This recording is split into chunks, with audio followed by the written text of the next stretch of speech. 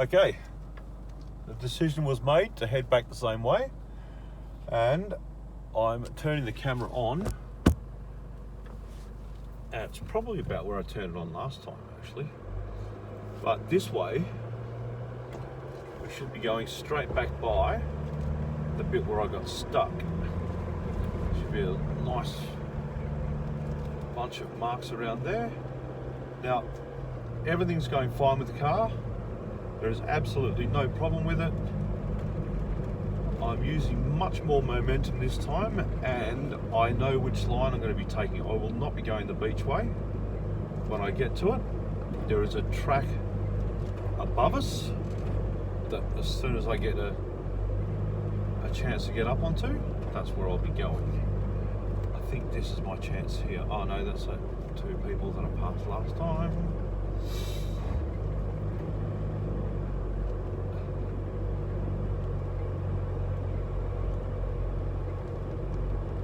Big bottles on the beach, unnecessary.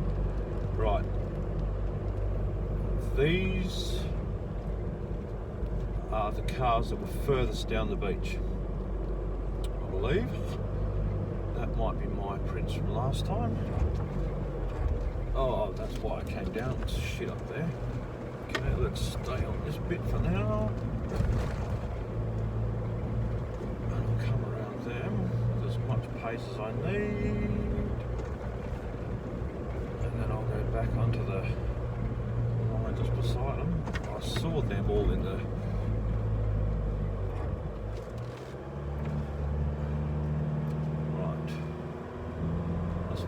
stuck last time.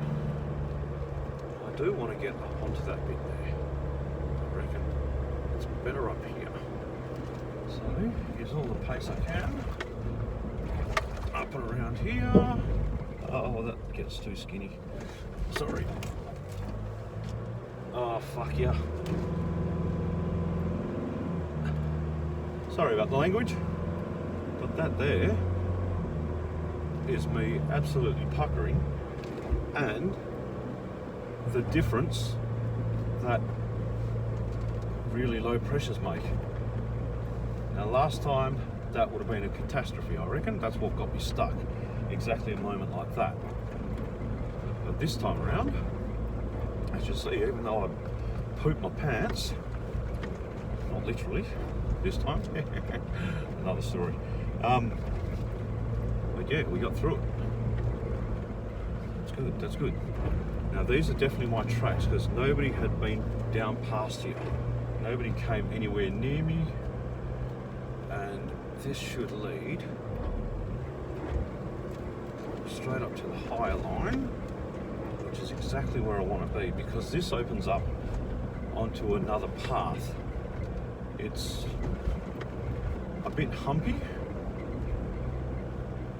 but the bit that I walked on, because I got to walk on a bit of it because I was stuck for an hour, seemed quite hard.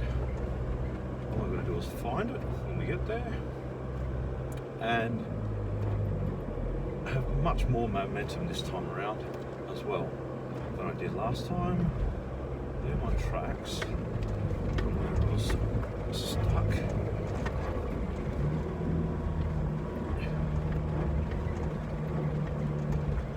The joys of an automatic, I tell you what, if I was in a manual, having the lack of experience of beach driving that I have, I would be in an absolute pickle right about now, because the amount of gears I would have to change because suddenly it gets a lot thicker, a lot harder, and you just need a lower gear, and Queenie just goes and does it for me. Just goes and changes that gear down. So I've got power on tap when I need it. Let's see. Now this is around the bombing range. I'm trying to look at what's in front of me and beyond as well, because I want to get into the right groove when the beach gets skinny. That must have been the headland ahead of us that I was stuck on the other side of. So this is all the bit that you missed out on, obviously.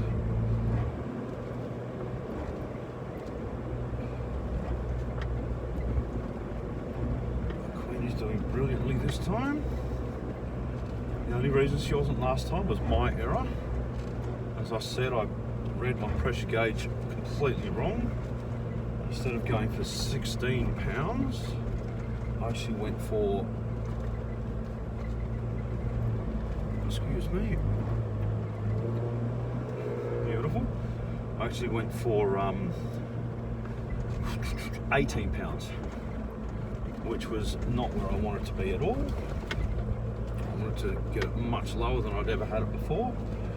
Fortunately, I got to do that anyway, because I've never had tyres below 10 pound before, and I would have been absolutely frightened of doing it any other time. I still am, still aware of the risk of potentially rolling a bead, which is not what you want to do in nice deep sand like this. Now this is the high line. Goes onto the low line. That's alright, goes back onto the high line. Well done, Queenie.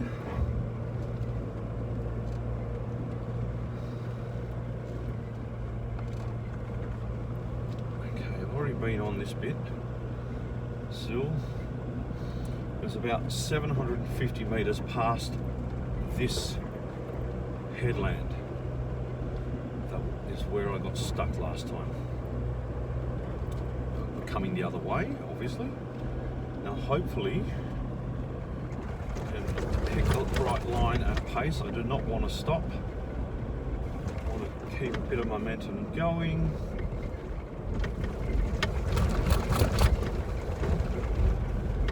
Even though you can see it is very hard here. This is the bombing range off to the left-hand side now. Okay, yep, this is definitely the headland that I was telling the towies that I was 750 metres past. Thankfully I did not need to use them, and this, I was down on that beach. Now, when I walked up to, this is obviously the high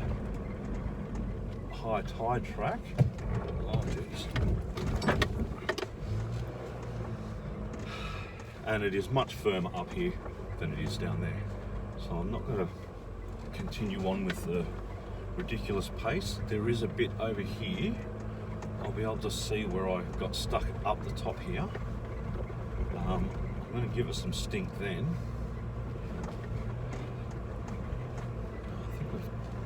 I was down there. You can see the tracks down there on the beach. They're from me.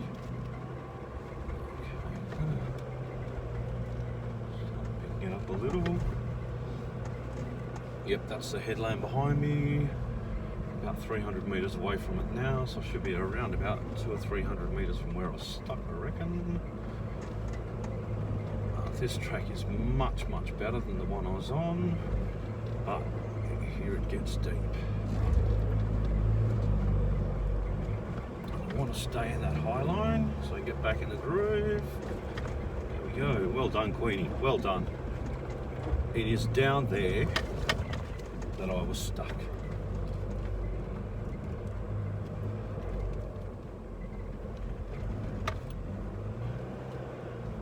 And I attempted to get through this track, but it got exceptionally soft on me just after a hill, and it's just after where the gearbox started playing silly buggers as well. So that'll be about where I need to start giving it some berries. I'll know because mine will be the only footprints around here. And fortunately I made a video as I was just going in, and on that video I picked the towing number off. There we go. Bumpy, but I need to do it. What is that? Hopefully it's empty. Good, it was.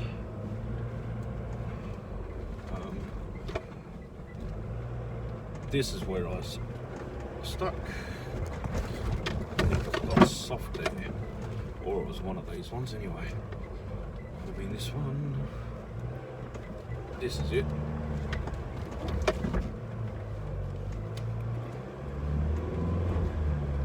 And tyre pressures make a hell of a lot of difference.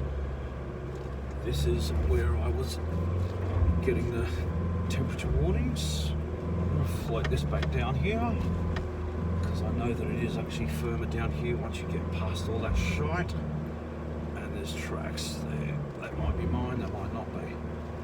But somebody's been here making it slightly firmer. This is all the bombing range still. And that is the worst of it.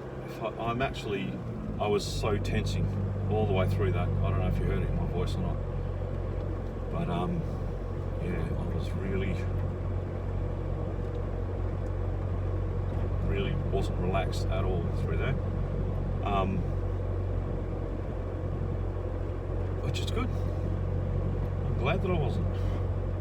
But it just really shows the difference between tyre pressures. Like I said, when I came through here the first time, I did have the wrong pressures on. You can see, actually, these are my tracks, and you can see how deep I'm cutting in. Now that's, realistically, I think I was only about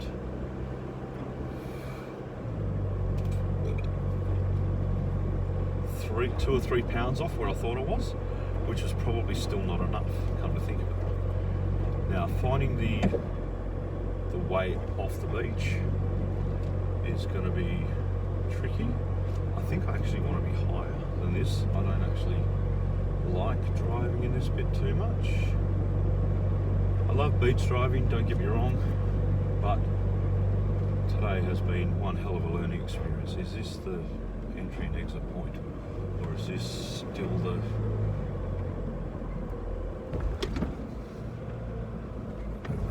jumps last time? It's still the bombing range. Oh, I don't remember this at all.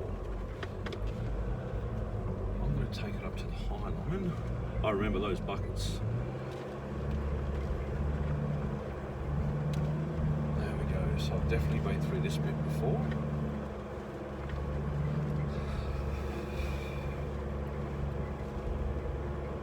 Yeah, so those tracks down there may not have been mine. These ones, I believe, are. I didn't see anybody else on this beach going either way, except for the ranger back there, the raptor. And it does feel so much better. I remember coming through here and I was questioning where the steering wheel was, where it was pointing, or where I was pointing the steering wheel, which is probably where half the problem began. There are times when you've just got to trust in the vehicle. As long as you don't get yourself too tied up on one of the little ruts that you're running in, because they can throw you around a bit. Here's a path, it's not the path I want. Now, if you are in ruts, they will carry you somewhat. I don't suggest driving along without your hands on the steering wheel or anything like that, but it actually gets to the point where if you just let it go, quite often it'll do exactly what you want it to do. I remember passing quite a few little entrances up here.